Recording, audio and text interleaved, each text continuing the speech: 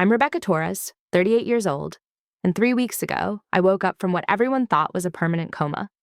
But I wasn't supposed to wake up. My husband had already planned my funeral, sold my business, and transferred every asset we owned into offshore accounts. He thought I'd never know. He thought I'd die quietly while he and his mistress celebrated their new life with my money. He was wrong. This is the story of how I went from a hospital bed to a courtroom, and how the doctor who was supposed to declare me brain dead became the witness who destroyed my husband's perfect murder plan. But before I tell you what happened when I opened my eyes and saw him standing over me with that woman, please hit that like button and subscribe to the channel. Drop a comment telling me where you're watching from, because this story gets absolutely insane, and I want to know where all of you are watching from. Trust me, you're going to want to stick around for this one. Let me take you back to the beginning, my life before the coma, before I knew what my husband really was, before everything I believed about my marriage turned out to be a carefully constructed lie. I met Owen Torres 12 years ago at a medical device conference in Seattle.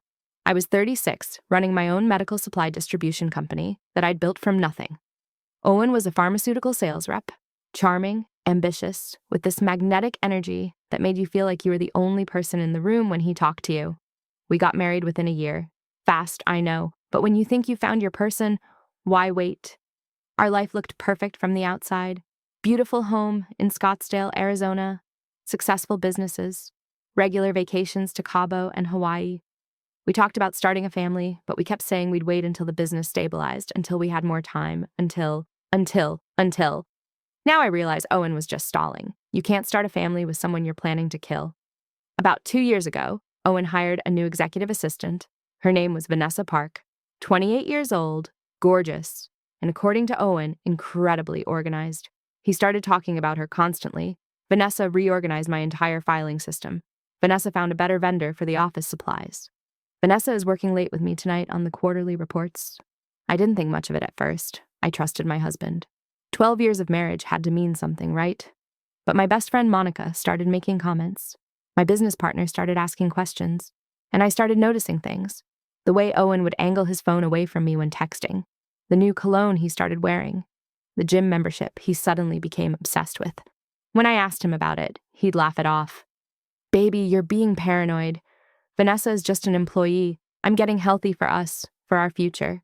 I wanted to believe him so badly that I ignored every red flag waving in my face.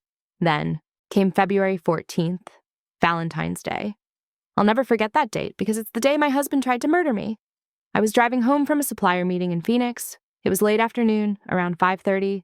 The freeway was busy, but moving steadily. I was in the left lane doing about 70 when I felt something wrong with the car. A strange vibration, a pulling sensation. I tried to slow down, but when I pressed the brake pedal, it went straight to the floor. Nothing. No resistance, no stopping power. Just a useless piece of metal under my foot. Panic exploded in my chest. I was going 70 miles per hour with no brakes on a busy freeway. I pumped the pedal frantically. Nothing. I tried to downshift, but the car was going too fast. There was a massive semi-truck merging into my lane ahead. I yanked the steering wheel right, trying to get to the shoulder, but I was going too fast. The car spun out, rotating like a top across 3 lanes of traffic. I remember the sickening sensation of losing all control. I remember screaming. I remember the sound of metal crunching as my car slammed into the center divider at full speed. The airbags exploded, but it wasn't enough. The driver's side crumpled like paper. My head smashed against something hard despite the airbag. And then everything went black. The next thing I remember is sound. Beeping. Constant, rhythmic beeping. Machines. Voices, muffled and distant like I was underwater. I tried to open my eyes, but my eyelids were made of lead. I tried to move my hand, but my body wouldn't respond. I tried to speak, but something was in my throat, choking me, making it impossible to breathe on my own. Terror doesn't even begin to describe what I felt. I was conscious. I could hear everything around me. I could think. I could understand. But I was completely trapped inside my own body, unable to move, unable to speak, unable to let anyone know I was aware. I found out later that I'd been in a coma for 6 days after the accident. Severe head trauma, multiple broken ribs, punctured lung, fractured vertebrae, internal bleeding. The doctors did emergency surgery just to keep me alive. When I finally regained consciousness on day 7, I had what's called locked-in syndrome, a rare neurological condition where you're fully awake and aware, but almost completely paralyzed. The doctors didn't know I was conscious. They thought I was in a vegetative state. They talked about me like I was already dead, standing right next to my bed, discussing my grim prognosis in clinical terms. Minimal brain activity, unlikely to recover. Quality of life would be non-existent even if she did wake up. And Owen played the devastated husband perfectly. I heard the nurses talking about him in hushed, sympathetic tones. "He's here every day," one nurse said. "He barely leaves her side. Such a devoted husband. God, it must be so hard for him. If I could have laughed, I would have. If I could have screamed, I would have shattered every window in that hospital." It was on day 9 that everything changed. That's when I first heard her voice in my room. Vanessa. "How is she?" Vanessa asked, her voice soft and concerned, playing the worried employee. "No change," Owen said, and I could hear the strain in his voice. But not the strain of grief, the strain of impatience. "I'm so sorry, Owen," Vanessa said. "This must be so hard for you." There was a pause. Then I felt the bed shift slightly as someone sat down next to me. Owen's voice came closer, quieter, intimate. "You know what the worst part is?" he said. "Part of me thinks it would be easier if she just didn't wake up. My heart would have stopped if it could." Did I hear that right? Did my husband just say he wished I wouldn't wake up? "Owen, don't say that," Vanessa whispered. But there was something in her voice that sounded almost eager. "I mean it," Owen continued. "Look at her. Even if she does wake up, the doctor said she'd have severe brain damage. She wouldn't be Rebecca anymore. She'd need constant care. It would be cruel to keep her alive like that. I wanted to scream. I wanted to thrash. I wanted to rip the tubes out of my throat and grab him by the collar and make him see that I was still here, still me, still fully aware of every word coming out of his lying mouth." "When do you think Vanessa started, then stopped?" "When do I think what?" Owen asked. Another pause. "When do you think they'll let you make the decision about life support?" Oh God. They were talking about pulling my plug. My own husband and his mistress were standing over my hospital bed, discussing when they could legally kill me. "The doctor said if there's no improvement in 2 weeks, they'll talk to me about options," Owen said. "They'll probably recommend a long-term care facility. But I have medical power of attorney. I can make the decision to let her go peacefully." "That must be such a burden for you," Vanessa said, and I could hear her moving closer to him. "Having to make that kind of decision." "It is," Owen said. "But I think Rebecca would want me to let her go if there was no hope. She wouldn't want to live like this. She'd want me to move on, to be happy again." Tears were streaming down my face. I couldn't feel them, couldn't control them. But later a nurse told me my pillow was soaked. My body was crying even though I couldn't move. "You deserve to be happy," Vanessa whispered. "You've been through so much." And then I heard it. The sound of them kissing, right there in my hospital room, not 5 feet from my paralyzed body. My husband was kissing another woman while discussing my death. They stayed for another 20 minutes, talking in low voices about practical things. About his meetings the next day, about the life insurance policy, about how he should probably go home and get some rest. They kissed again before leaving. And then I was alone with the machines and the crushing weight of what I'd just learned. My husband of 12 years was having an affair. He wanted me dead, and he was planning to make it happen legally by withdrawing life support. That night was the longest of my life. I lay there in the dark, unable to sleep, unable to escape my own thoughts. How long had the affair been going on? When did he stop loving me? Did he ever love me at all? And the accident, the brake failure, was it really just an accident? The thought kept creeping in even though I tried to push it away. Owen had always been mechanically inclined. He used to work on cars with his father as a teenager. He knew about engines and brakes and how things worked. Over the next few days, Owen and Vanessa came to visit regularly, always together, always playing their parts when nurses were around. But when they thought they were alone, they let their masks slip completely.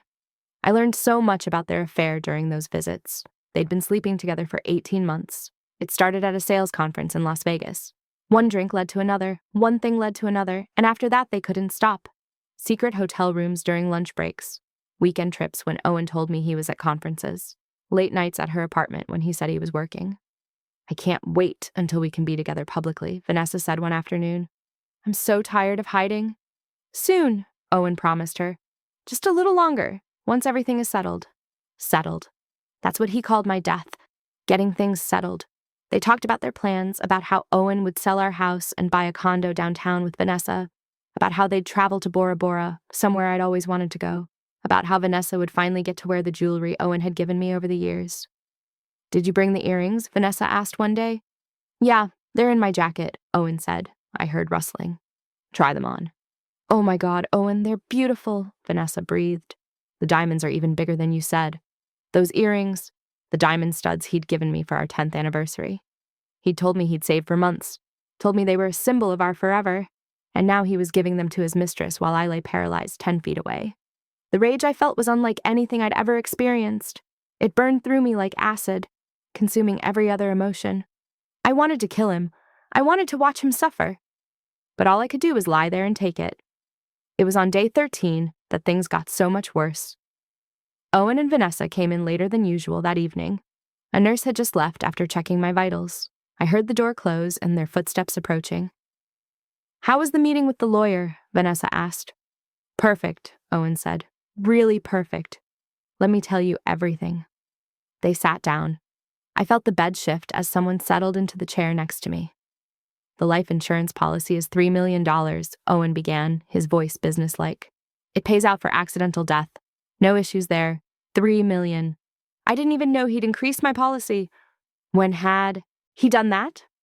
The house is worth about $2 million in this market, Owen continued. It's in both our names, but with her dead, it all comes to me.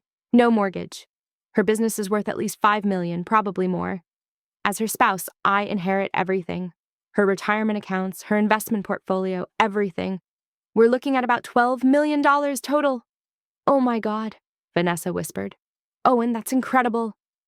I know, Owen said, and I could hear the satisfaction in his voice. We'll be set for life. We can buy that penthouse you loved, travel anywhere we want. You can quit your job.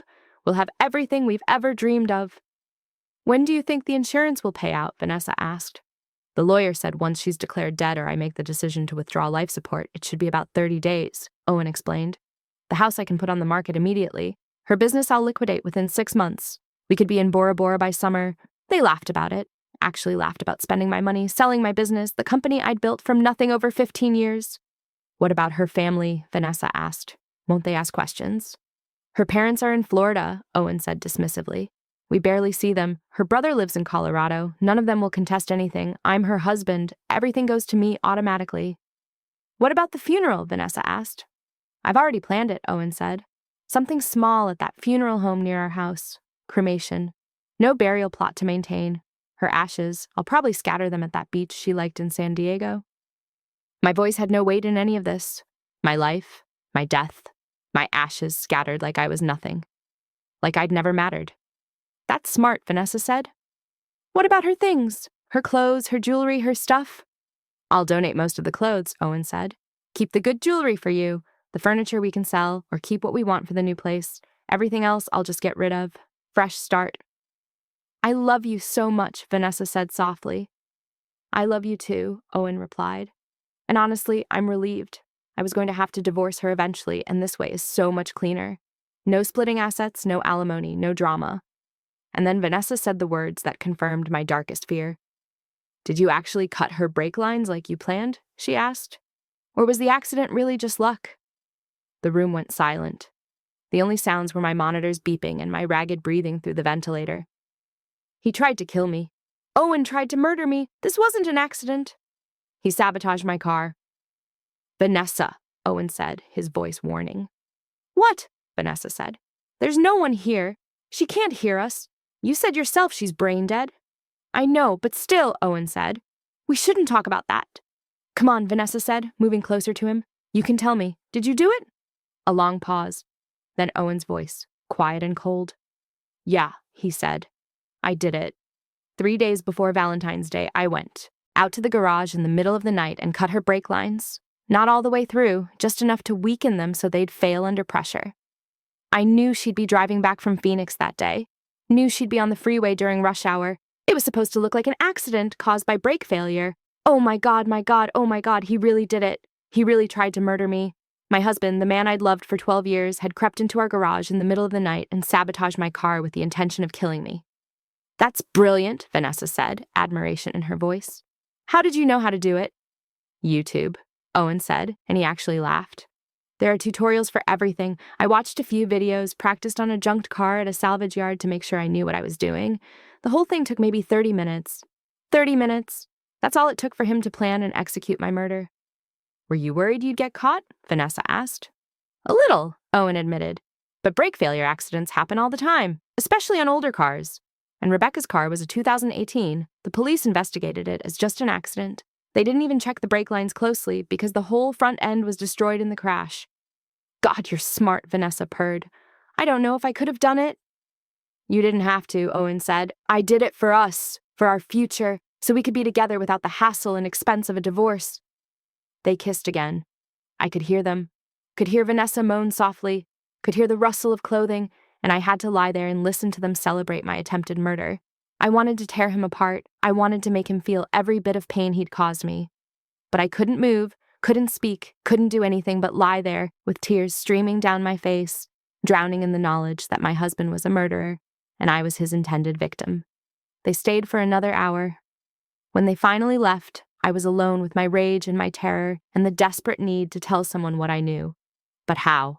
How could I communicate when I couldn't move or speak, when everyone thought I was in a vegetative state? The answer came the next morning.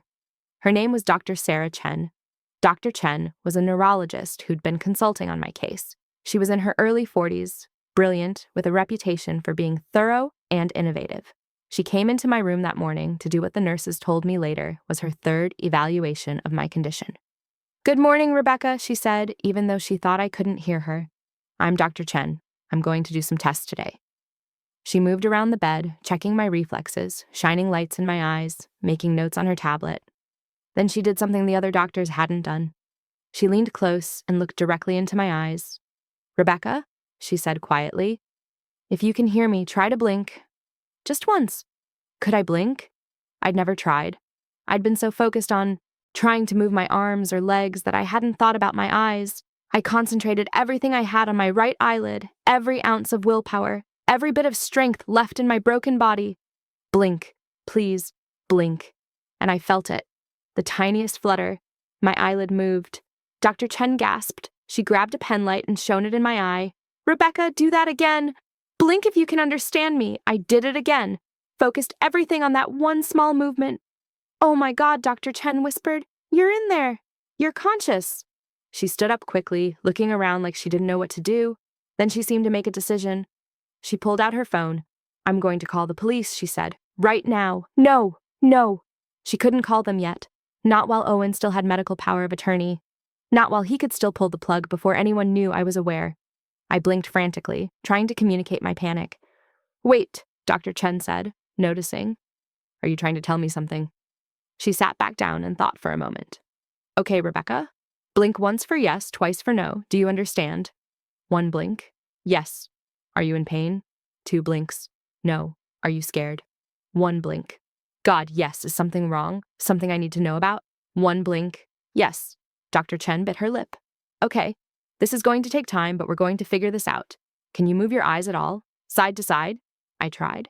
Focused on moving my eyes left. They shifted slightly. Then right. Perfect, Dr. Chen said. I'm going to get an alphabet board. We're going to spell out what you need to tell me. I'll be right back. She left and came back 10 minutes later with a printed board showing the alphabet arranged in a grid. Okay, Rebecca, I'm going to point to sections and you blink when I'm pointing to the right one. Then we'll narrow it down to letters. Ready? We started. It was painfully slow. Dr. Chen would point to a section of letters. I'd blink when she hit the right one. She'd narrow it down, letter by letter. It took almost 2 hours to spell out the first sentence. HUSBANDTRIEDTOKILLME. Dr. Chen sat back, her face pale. Your husband, Owen? But he's been here every day. He seems so devoted. I blinked once. Yes, keep spelling. We continued. Dr. Chen had to leave occasionally for other patients, but she kept coming back. Slowly, letter by painful letter, I told her everything. About the affair with Vanessa, about the plans to withdraw life support, about the insurance money in the new condo, and finally about what I'd heard them confess. CUTMYBRAKELINES. Dr. Chen sat back in her chair. She was shaking. He tried to murder you for insurance money. And you heard him confess this? 1 blink. Yes. With his mistress. 1 blink. Yes.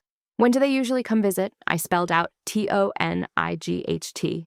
Dr. Chen looked at the clock. It was already 6 p.m. Owen and Vanessa usually came around 7:30. Okay, Dr. Chen said, her voice taking on a determined edge. Okay, I believe you, Rebecca. And we're going to catch them. I'm going to record them. I'll hide my phone somewhere in here where it can pick up audio, and if they say anything incriminating, we'll have proof. She looked around the room and finally tucked her phone behind the water pitcher on the table next to my bed, positioning it so the microphone was exposed. It's recording, she whispered. If they confess again, we'll have evidence. I'll be right outside. Stay calm. Dr. Chen left. I was alone with my thoughts and the recording phone waiting. At 7:35, the door opened. Owen and Vanessa. Hey, baby, Owen said to me, his voice artificially warm for any potential listeners. How are you today? Any improvement? Silence as he checked the monitors. Still nothing, he said, his tone changing to flat disappointment. It's been almost 2 weeks, Vanessa said. When can you talk to the doctors about, Soon, Owen said. Dr. Chen is supposed to give me her assessment tomorrow. If she confirms there's no brain activity and no chance of recovery, I can make the decision to withdraw life support. And then? Vanessa asked. And then we wait, Owen said. She'll pass within a few hours once we remove the ventilator. Then we can start settling everything. I can't wait to start our real life together, Vanessa said. No more sneaking around. Me too, Owen said. You know what I was thinking. After the funeral, after everything is settled, we should take that trip we talked about. Bora Bora, just disappear for a month. On her insurance money? Vanessa asked, and she actually giggled. Why not? Owen said. She's not going to need it. Might as well enjoy it. Silence for a moment. Then Vanessa spoke again, her voice lower. Do you ever feel guilty? She asked. About what you did to her? My heart rate spiked. The monitor beeped faster. Come on, Owen. Say it. Admit it again. Guilty? Owen said. Not really. Our marriage was dead anyway. She was holding me back, keeping me in this mediocre life when I deserved so much more. This way is just cleaner for everyone. But you killed her, Vanessa said. Or tried to. Doesn't that bother you? Say it. Say you cut the brake lines. Confess again. Look, Owen said, his voice harder. What's done is done. The brake lines were already pretty worn. I just helped them along a little. It's not like I shot her or stabbed her. It was quick. She probably barely knew what was happening before the crash. There it was. Not quite as explicit as before, but close enough. He'd admitted to tampering with my brakes, to causing the accident, to trying to murder me. And we have it all on tape. You're right, Vanessa said. I don't know why I'm being weird about this. Being in here with her, it just feels creepy. We don't have to stay long, Owen said. Just long enough to look concerned if anyone asks. Then we can go back to your place. They stayed another 15 minutes talking about mundane things. A client Owen was meeting tomorrow. A movie Vanessa wanted to see, what they'd have for dinner. When they finally left, I wanted to sob with relief. We had it. Dr. Chen's phone had recorded everything. Dr. Chen came back in 5 minutes later. She grabbed her phone and listened to the recording with headphones. I watched her face go through shock, disgust, horror, and finally cold fury. I'm calling the police, she said when she finished. And I'm calling your family. We're going to make sure Owen pays for what he did. One blink. Yes. God. Yes.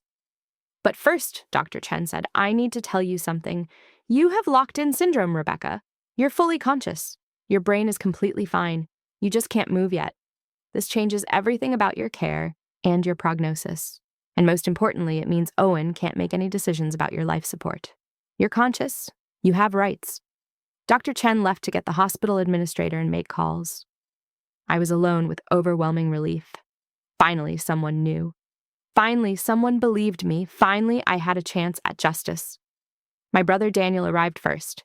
He burst into the room with wild eyes. Becca, he said, his voice breaking. Oh my God, Becca. They said you were awake. They said you've been conscious this whole time. Dr. Chen had briefed him because he came straight to my bed and took my hand. Can you hear me? He asked. One blink. Yes. Daniel's face crumpled. He started crying. I'm so sorry, he said. I'm so sorry we didn't know. Owen said you were brain dead. He said there was no hope. We believed him. Dr. Chen came in with the hospital administrator. Mr. Torres, Dr. Chen said to Daniel, there's something else you need to know. It's about Owen. And then they told him. About the affair, about the plan to withdraw life support, about the insurance money, and finally about the recording, about Owen's confession that he'd cut my brake lines. I watched my brother's face as he absorbed the information. watched him go from confusion to disbelief to absolute fury. He tried to kill her, Daniel said, his voice shaking. That son of a bitch tried to murder my sister for insurance money. We have him on recording admitting it, Dr. Chen said. The police are on their way. 2 detectives arrived about 20 minutes later, Detective Rivera and Detective Kim. They listened to the recording with increasingly serious expressions. This is solid evidence, Detective Rivera said. We've got motive, opportunity, and a confession. But we need to verify the brake lines were actually cut. Has the vehicle been scrapped yet? It's at an impound lot, Daniel said. The insurance company hasn't released it yet. Perfect, Detective Kim said. Our forensics team can examine it. Even with crash damage, a deliberate cut should be distinguishable from normal wear. What about Owen? Daniel asked. Are you going to arrest him?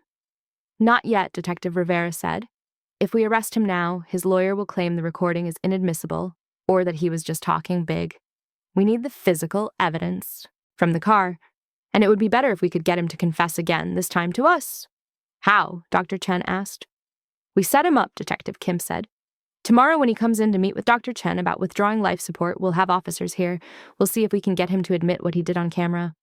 Is that safe? Daniel asked, looking at me. We'll have multiple officers here, Detective Rivera assured him. Your sister will be completely protected. They worked out the details. Dr. Chen would call Owen in the morning and tell him it was time to make decisions about my care. Owen would come in expecting to sign papers to withdraw life support. Instead, he'd walk into a trap. Rebecca, Detective Kim said, coming to my bedside. I know this is frightening, but can you be brave for one more day? Can you pretend to still be unresponsive when Owen comes tomorrow? One blink. Yes, I could do it. I could lie there and let Owen think he was getting away with murder if it meant he'd spend the rest of his life in prison. Daniel stayed with me that night. He held my hand and talked to me for hours. I'm going to make sure he pays for this, Becca, Daniel said. I promise you. He's going to prison for the rest of his miserable life. The next morning, Dr. Chen called Owen at 9 a.m. Mr. Torres, this is Dr. Chen. I need you to come in today at 2 p.m. It's time we had a serious discussion about Rebecca's prognosis and your options moving forward. Owen apparently agreed because Dr. Chen thanked him and hung up. He's coming at 2, she said to me and Daniel. The police will be here by 1:30 to set up. Those hours crawled by. Daniel never left my side. The detectives arrived at 1:30 with 2 uniformed officers who would wait outside. Detective Rivera and Detective Kim positioned themselves where they could see and hear everything, but wouldn't be immediately visible. They put recording devices throughout the room. At 1:55, I heard Owen's footsteps in the hallway. Daniel squeezed my hand once, then left to wait with the uniformed officers. The door opened. Owen walked in. He looked tired. There were dark circles under his eyes. Good. I hoped he wasn't sleeping well. Dr. Chen, Owen said, shaking her hand. Thank you for meeting with me. Of course, Dr. Chen said. Please sit down. We need to discuss Rebecca's condition. Owen sat in the chair next to my bed. He looked at me with what I'm sure he thought was a sad expression. How is she? He asked. There's been no change, Dr. Chen said. I've conducted extensive neurological testing. The scans show minimal brain activity. She's not responsive to stimuli. In my professional opinion, she's in a persistent vegetative state with no likelihood of recovery. I wanted to open my eyes and show him I was awake, show him I'd heard everything, but I stayed still, played dead like the corpse he wanted me to be. I see, Owen said quietly. So what are my options? You have medical power of attorney, Dr. Chen said, which means you can make the decision about continuing life support or withdrawing it. If we remove the ventilator, Rebecca would pass within a few hours. It would be peaceful. And you think that's the right decision? Owen asked. To let her go? Say it, I thought. Say you want me dead. I think it's your decision to make, Dr. Chen said carefully. But I can tell you that her quality of life, even if she were to miraculously wake up, would be severely compromised. Owen nodded slowly. Rebecca and I talked about this once, he said. Years ago, she told me she'd never want to be kept alive by machines, that if something like this ever happened, she'd want to be let go with dignity. Liar. We'd never had that conversation. Did she have that in writing? Dr. Chen asked. A living will? No, Owen said. It was just a conversation, but I know what she would want. And honestly, it's been torture watching her like this. I think it's time to let her go. Are you sure? Dr. Chen pressed. This is permanent. I'm sure, Owen said firmly. It's what Rebecca would want. There is one more thing, Owen said. The life insurance. How long after she passes until that's processed? There it was, the slip that revealed what this was really about. I'm not sure, Dr. Chen said. That would be a question for the insurance company. I just want to make sure I can cover funeral expenses, Owen said quickly, and the medical bills. Of course, Dr. Chen said. Though I should mention, before we proceed, there are some legal formalities, because Rebecca's accident is still under investigation. Investigation? Owen interrupted. What investigation? It was just an accident. Standard procedure, Dr. Chen said. They're examining her car's brake system. I saw Owen's face go pale. They're examining the brakes? Yes, Dr. Chen said. Just routine. Nothing to worry about unless there was something wrong with them. No, Owen said, but his voice was strained. Nothing wrong. They were just old. Were they? Dr. Chen asked. I thought Rebecca's car was only from 2018. It was used, Owen said quickly. Who knows what condition it was in? Detective Rivera stepped forward. Actually, Mr. Torres, I'd like to hear more about that. Owen jumped. Who are you? Detective Rivera, Portland Police. I'm investigating your wife's accident. Do you have a few minutes? I already talked to the police, Owen said, right after the accident. I know, Detective Rivera said, but some new information has come to light. Did you know that brake line failure in a 2018 vehicle is extremely rare? I don't know what you're implying, Owen said, standing up. If you want to talk to me, contact my lawyer. That's your right, Detective Rivera said, but I thought you'd want to help us figure out what happened to your wife. Unless you already know. Of course I don't know, Owen said. Her brakes failed. That's what happened. Really? Detective Kim said, stepping forward. Because our forensics team examined the wreckage. The brake lines weren't just worn. They were deliberately cut. Owen's face went ashen. That's impossible, is it? Detective Rivera said. Who had access to her car? Who knew her schedule? Who would benefit from her death? You think I did this? Owen said. You think I tried to kill my own wife? That's insane. Is it? Detective Kim said. Because we have witnesses who say you've been having an affair with your assistant, Vanessa Park. Owen's jaw clenched. That's a lie. Really? Detective Rivera said. Because we have you on recording talking about it, talking about the insurance money, talking about the new condo, and most importantly, talking about how you cut your wife's brake lines. Owen stared. What? Your wife told us, Detective Rivera said. About everything. That's impossible. Owen said. She can't talk. She's brain dead. I said she was in a vegetative state, Dr. Chen said. I lied. Owen looked at Dr. Chen, then at the detectives. What? Your wife has locked-in syndrome, Dr. Chen explained. She's been fully conscious this entire time. She heard everything you said in this room, everything you said to Vanessa, and we recorded it all. Detective Rivera pulled out his phone and played the audio. Owen's voice came through clearly. Yeah, I did it. 3 days before Valentine's Day, I went out to the garage and cut her brake lines. Owen stumbled backward. Where did you get that? From your wife, Detective Rivera said. She recorded it. Turns out when you're planning to murder someone, you should make sure they're actually unconscious first. Owen looked at me then. Really looked at me, and I let him see it. I opened my eyes and looked directly at him. Rebecca, he whispered. You're awake? I blinked once. Yes. Oh, God, Owen said. Oh, God, I can explain. I didn't mean Owen Torres, Detective Rivera said, pulling out handcuffs. You're under arrest for the attempted murder of Rebecca Torres. Owen didn't seem to hear. He was staring at me. Rebecca, please, he said as they handcuffed him. Please, it wasn't supposed to be like this. I didn't want you to suffer. You have to understand. Mr. Torres, stop talking, Detective Rivera said sharply. But Owen couldn't stop. I loved you, he said, tears streaming down his face. I did love you. But things changed. Vanessa and I, we just made sense together. And I couldn't afford a divorce. The business was struggling. I needed that insurance money. Please try to understand. They dragged him out, still talking, still trying to justify attempted murder. And I lay there watching him go, feeling something I'd never felt before. Pure, complete satisfaction. He was caught. He was going to prison. And I was alive to see it. The next few days were a whirlwind. Vanessa was arrested as an accomplice. The forensics report confirmed the brake lines had been deliberately cut. The recordings were admitted as evidence. Owen's lawyer tried everything, but nothing worked. The evidence was overwhelming. Over the next few months, I started recovering. Locked-in syndrome is rare, and recovery is even rarer, but I was determined, fueled by rage and the need to testify against Owen at his trial.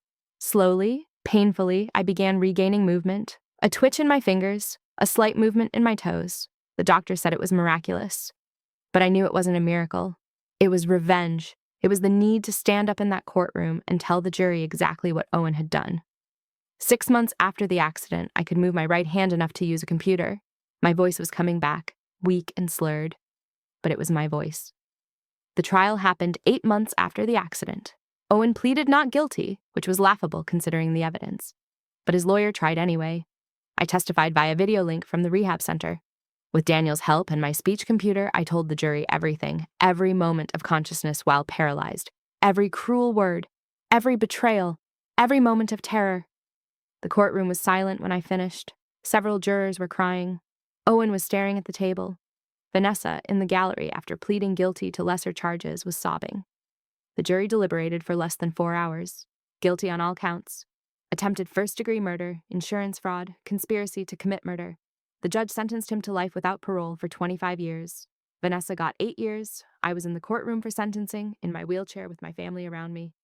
When the judge read the sentence, I felt a weight lift that I'd been carrying for months. Owen looked at me as they led him away. He opened his mouth like he wanted to say something, but I didn't want to hear it. I lifted my hand, the one that was getting stronger every day, and I gave him the middle finger. The bailiffs dragged him away. I never saw him again. That was 18 months ago. Now I'm sitting in my new apartment typing the story. I've recovered more than doctors expected. I can walk with a cane. My speech is almost normal. I can use my hands well enough to type and live independently. I'll never be 100% again. But I'm alive. I'm free. And Owen is in prison where he belongs. I sold my business for $8 million. Bought a new place. Started over. The divorce was finalized a year ago. I got everything. Everything Owen tried to steal. The house, the assets, everything. And Dr. Chen, the neurologist who saved my life, she's become one of my closest friends. She visits every week. If she hadn't noticed that first blink, if she hadn't believed me, if she hadn't recorded Owen's confession, I'd be dead. People ask me if I'm angry, if I hate Owen, and honestly, I'm past that. Hate is exhausting. I spent so many months consumed by rage. But now I'm just grateful. Grateful to be alive. Grateful for justice. Grateful for the chance to rebuild. What Owen did was evil, unforgivable. He tried to murder me for money. He betrayed 12 years of marriage without a second thought. But he doesn't get to define the rest of my life. He's in prison. I'm free. And every day I wake up is a victory. To anyone watching this who's in a similar situation, who's being betrayed or controlled or hurt by someone they trust, I want you to hear this. Trust your instincts. If something feels wrong, it probably is. Don't ignore red flags. Your life is valuable. You are valuable. And if you're going through something like this, you're not alone. There are people who will believe you, who will fight for you, who will help you survive. I survived because one doctor took the time to really look at me, to see that I was still in there, to believe me when everyone else had given up. We all have the power to be that person for someone else. Use it. It might save a life. As for me, I'm building a new life, one that doesn't include Owen or his lies. I'm dating again, a physical therapist I met during rehab who's kind and patient and nothing like Owen. I'm not the same person I was before. How could I be? I've been to hell and back. But that doesn't mean Owen won. Every day I'm alive is proof that he failed. Every smile, every laugh, every breath is evidence that he didn't break me. To Owen, if you ever hear this from whatever cell you're in, I hope you know that you failed. I hope you lie awake, knowing I'm out here living my best life while you're trapped. I hope the other inmates know exactly what you did, that you tried to murder your wife for insurance money like the coward you are. I hope you have decades to think about how your greed cost you everything. You thought you were so smart cutting my brake lines, but you underestimated me. You underestimated my will to survive. You underestimated that someone would care enough to notice I was conscious. And most of all, you underestimated how stupid you were to confess while standing over my supposedly unconscious body. Every happy moment I have is proof you didn't win. Every step I take, every word I speak, every time I hold hands with someone who actually loves me, it's all proof that you failed. Your business collapsed. Your reputation is destroyed. Your name is synonymous with attempted murder. Everything you worked for, gone. Was it worth it? Was Vanessa worth it? Was the promise of $12 million worth life in prison? I hope not. I hope you realize every day what a catastrophic mistake you made. I testified at Vanessa's sentencing too, made sure the judge understood her role, how she participated in planning my death, how she tried on my jewelry, how she laughed about spending my money, She sobbed through the whole thing, said she was young and in love and didn't know what she was doing. The judge didn't care. Neither did I. She knew exactly what she was doing. 8 years isn't enough, but at least she's behind bars. Your families were destroyed too. Your mother stopped speaking to you. Vanessa's parents went broke paying for her defense, but my family? They're thriving. My brother Daniel, who never left my side. My parents, who flew in from Florida and stayed for months. My friends who supported me. Dr. Chen and her family who welcomed me into their lives. We had dinner last week. Everyone I love gathered around my table. We laughed and celebrated life. And not once did anyone mention your name. You've become irrelevant. A footnote. The villain who lost. If you just asked for a divorce, you'd be free right now. We could have split assets, moved on. But you were too greedy, too cowardly. You wanted everything. And now you have nothing but a cell and decades of regret. There's a certain justice in that. I'm done talking about you now. This is the last time I'll tell the story in detail. After this, you're nothing to me. I'm moving on. I'm living. I'm thriving. I'm happy, and you're not. That's all the revenge I need. 3 years have passed since Owen Torres was sentenced to life in prison. 3 years since I watched him being dragged away in handcuffs, still trying to justify why he'd tried to murder me for insurance money. 3 years since I gave him the middle finger from my wheelchair and felt the satisfying click of justice finally being served. Today, I'm standing in the middle of what used to be our bedroom in Scottsdale, watching the movers load the last boxes into the truck. Not my boxes, Owen's mother's boxes. She's finally clearing out the house that's been sitting in legal limbo, while Owen exhausted every appeal, every motion, every desperate attempt to overturn his conviction. They all failed. Every single one. The house sold last week for $2.3 million. Every penny goes to me as part of the divorce settlement.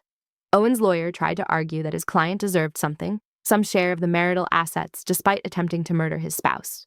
The judge actually laughed, out loud, in court.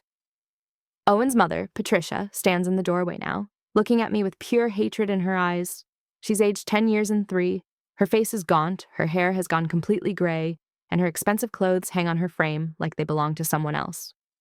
"You destroyed my son," she says, her voice trembling with rage. I look at her calmly. I've had 3 years to practice this calm. 3 years of physical therapy, speech therapy, trauma therapy, and the slow, painful process of rebuilding myself from the inside out. "No, Patricia," I say, my voice steady and clear. "Your son destroyed himself when he cut my brake lines and tried to kill me for $12 million. I just made sure he faced the consequences. He loved you," she spits. "He gave you everything, a beautiful home, a comfortable life, and this is how you repay him." I almost laugh. The delusion is breathtaking. "He tried to murder me. He sabotaged my car, put me in a coma, planned my funeral while I was still alive, and confessed to it all on tape. That's not love, Patricia. That's premeditated murder." "You trapped him with that recording," she says. "That doctor had no right." "Dr. Chen saved my life," I interrupt. "She noticed I was conscious when everyone else thought I was brain dead. She believed me when I told her what Owen and Vanessa had done. She recorded the evidence that put your son in prison where he belongs." Patricia's face crumples. For a moment, I almost feel sorry for her. Almost. Then I remember how she testified at Owen's trial, swearing her son was incapable of violence, claiming I must have misunderstood, suggesting I had brain damage from the accident that made me confused and vindictive. The jury didn't believe her. The evidence was too overwhelming. "You have 1 hour to finish clearing the house," I say. "After that, my people are coming to do a final walkthrough before closing." Patricia looks around the bedroom one last time, tears streaming down her face, then walks out without another word. I watch the moving truck pull away and feel nothing. No satisfaction, no anger, no regret. Just the quiet knowledge that this chapter is finally completely closed. My phone buzzes. A text from Daniel. "How did it go?" I type back. "Patricia tried to guilt me. It didn't work. House closes tomorrow. I'm free." His response is immediate. "Proud of you. Dinner tonight to celebrate?" "Absolutely," I reply. I walk through the empty house one last time, the place where Owen and I lived for 8 years, the place where I thought we were building a life together, the place where he planned my murder. Every room holds memories now tainted by betrayal. The kitchen where he'd kiss me goodbye before work, probably on his way to meet Vanessa. The living room where we'd watch movies while he was secretly planning how to steal everything from me. The garage where he crept out in the middle of the night to cut my brake lines. I feel nothing for this place anymore. It's just a building. Just an asset that's about to become cash in my account. I locked the door for the last time and dropped the keys in the realtor's lockbox. I'll never set foot in this house again. My car is parked in the driveway. A brand new Tesla Model S with every safety feature available. Advanced braking system, collision avoidance, autopilot. I'll probably never fully trust a vehicle again, but at least this one makes me feel as safe as possible. I drive to my new place, a sleek, modern condo in downtown Phoenix with floor-to-ceiling windows and a view of Camelback Mountain. It's smaller than the Scottsdale house, but it's mine, completely mine. No memories of Owen, no ghosts of a marriage that was built on lies. Dr. Sarah Chen is waiting in my living room when I arrive. She has a key. She's earned that privilege by saving my life and becoming one of my closest friends. "How was the final walkthrough?" she asks, handing me a glass of wine. "Satisfying," I say, sinking into my couch. "Patricia tried to make me feel guilty? She failed?" Sarah shakes her head. "That woman is delusional. Owen tried to kill you. There's no gray area here." "I know," I say, "but she's lost her son. I can understand why she's desperate to believe he's not a monster." "He is a monster," Sarah says firmly. "He sabotaged your car with the intention of killing you. He stood over your hospital bed, planning your funeral and discussing how he'd spend your life insurance money. He confessed to attempted murder on tape. Being someone's son doesn't change those facts." She's right, of course, but I've had 3 years to process what Owen did, and I've come to understand something important. Owen didn't wake up one day and decide to become a murderer. He made a series of choices, each one pulling him further from his humanity. He chose to have an affair. He chose to stay in a marriage he didn't want instead of asking for a divorce. He chose to research how to cut brake lines. He chose to sneak into the garage in the middle of the night. He chose to send me onto that freeway knowing my brakes would fail. Every single choice was his, and every consequence that followed is his to bear. "I got a letter from Vanessa last week," I say. Sarah's eyebrows shoot up. "What did she want?" "Forgiveness," I say. "She's been in prison for 3 years now. She has 5 more to go. She wrote that she's been in therapy, that she understands what she did was wrong, that she's deeply sorry for her role in Owen's plan to kill me." "What did you do with it?" Sarah asks. "I burned it," I say. "Unopened. Just like I did with the first 3 letters she sent." Sarah nods approvingly. "Good. She doesn't deserve your forgiveness." "No," I agree. "She doesn't. She wasn't some naive girl who got manipulated by a charming older man. She was 28 years old, a grown woman with a college degree and a career. She knew Owen was married. She knew he was planning to kill me. She participated in that plan. She tried on my jewelry while I lay paralyzed in a hospital bed. She laughed about spending my insurance money." I take a sip of wine. People want redemption arcs for villains. They want to believe everyone can change, everyone deserves a second chance. But some actions are unforgivable. Some choices have permanent consequences. Vanessa made her choices. Now she gets to live with them. My phone rings. It's Michael, the physical therapist I started dating a year ago. The one I mentioned briefly in my video, though I didn't tell the whole story then because it was still new and fragile and I wasn't sure it would last. It's lasted. It's grown into something real and solid and nothing like what I had with Owen. "Hey," I say, answering. "Hey yourself," he says, his voice warm. "How did the final walkthrough go?" "Done," I say. "House closes tomorrow. That chapter is officially over." "Good," he says. "Are we still on for dinner tonight? Daniel texted me that we're celebrating." "Absolutely," I say. "Sarah's here. We'll meet you and Daniel at 7. "Perfect," he says. "Love you." "Love you too," I say, and mean it. Sarah is grinning at me when I hang up. "You two are disgustingly cute," I laugh. "We're happy. That's not disgusting." "It's a little disgusting," she teases, "but I'm glad. You deserve happiness after everything Owen put you through." Michael and I met at the rehab center where I spent 9 months learning to walk again, to speak clearly again, to use my hands with precision again. He was my physical therapist, the one who pushed me harder than anyone else, who refused to let me give up when the pain was unbearable and progress felt impossible. He was also the one who believed me when I said I'd walk into Owen's trial and testify in person. Everyone else thought I was being unrealistic. Michael said, "Then we'd better get to work." 6 months later, I walked into that courtroom on my own 2 feet, using only a cane for support. The look on Owen's face when he saw me walk in was worth every moment of excruciating physical therapy. Michael and I didn't start dating until after the trial was over. He said he wanted to maintain professional boundaries while I was his patient. I respected that. even though I'd started developing feelings for him months earlier. On the day of Owen's sentencing, Michael showed up at the courthouse. He wasn't supposed to be there. His shift at the rehab center started in an hour. But he came anyway, sat in the back of the courtroom, and when it was over, when Owen had been sentenced to life in prison, Michael was waiting outside. "You did it," he said. "We did it," I corrected. "I couldn't have walked in there without you." "Dinner?" he asked. "To celebrate justice." "Dinner," I agreed. That was the beginning. We took it slow. I was still healing, still processing trauma, still rebuilding my sense of self. Michael was patient. He never pushed. He let me set the pace. Now, a year later, he has a key to my condo. We talk about moving in together. We talk about the future in a way I never could with Owen because Owen and I didn't have a future. He'd planned my death before we could have one. But Michael and I do have a future. One built on honesty and trust, and the knowledge that we've both seen the worst of what life can throw at us. And we're still here, still fighting, still choosing to believe in happiness. That evening, the four of us gather at a restaurant in downtown Phoenix. Daniel, Sarah, Michael, and me, the people who saved my life in different ways. Daniel raises his glass. To Rebecca, he says, who survived attempted murder, testified against her would-be killer, and came out stronger than ever. To Rebecca, Sarah and Michael echo. I raise my own glass. To all of you, I say, for refusing to give up on me when everyone else thought I was brain dead, for believing me when I said Owen tried to kill me, for standing by me through every moment of recovery and every day of that trial. I wouldn't be here without you. We drink, and for a moment I'm overwhelmed by gratitude. Not just for surviving, but for having people in my life who truly care about me. People who see me as more than an asset to be exploited or an obstacle to be eliminated. Over dinner, Daniel tells me he's been contacted by a true crime podcast that wants to cover my case. They want to interview you, he says. Talk about the experience of being conscious during locked-in syndrome, overhearing Owen's confession, the trial, everything.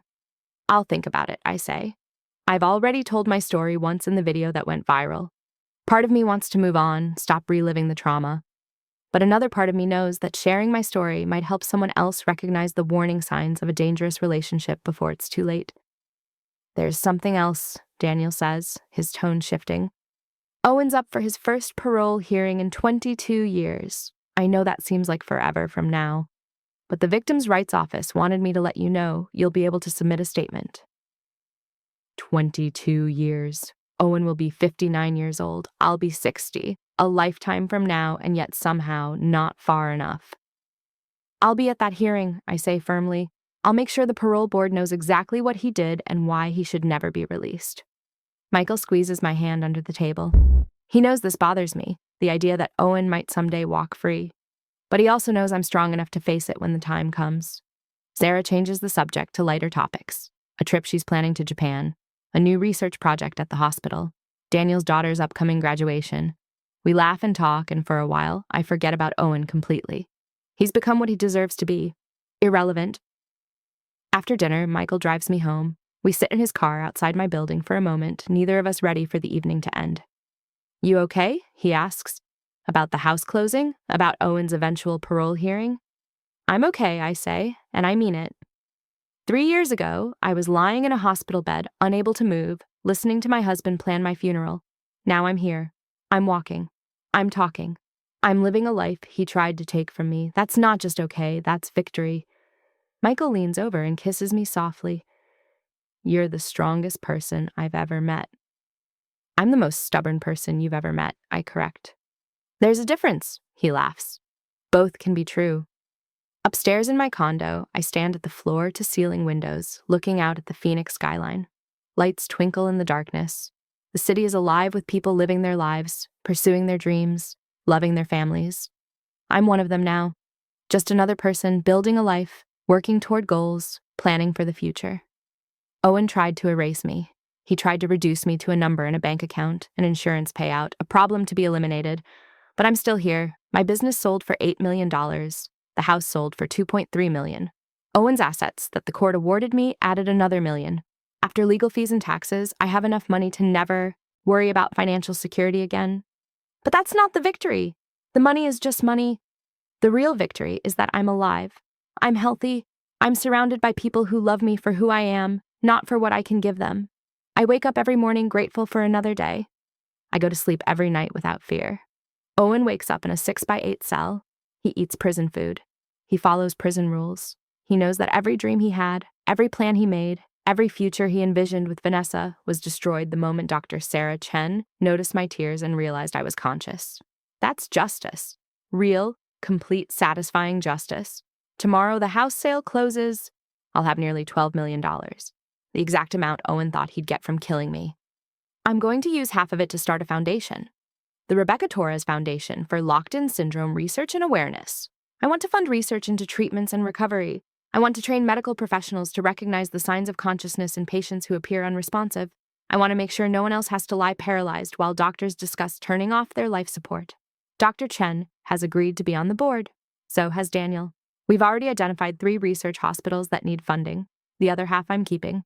Some for retirement, some for the life I'm building with Michael, some just because I earned it through 15 years of hard work building my business. Owen gets nothing. He sits in prison with nothing but time to think about the catastrophic series of choices that led him there. I regret the 12 years I spent with him. I regret trusting him, believing in him, building a life with someone who is capable of trying to murder me. But I don't regret surviving. I don't regret fighting back. I don't regret making sure he paid for what he did. My phone buzzes with a news alert. I almost ignore it, but the headline catches my eye. Vanessa Park, accomplice in Torres murder-for-hire plot, denied early release. I open the article. Vanessa had applied for early release based on good behavior.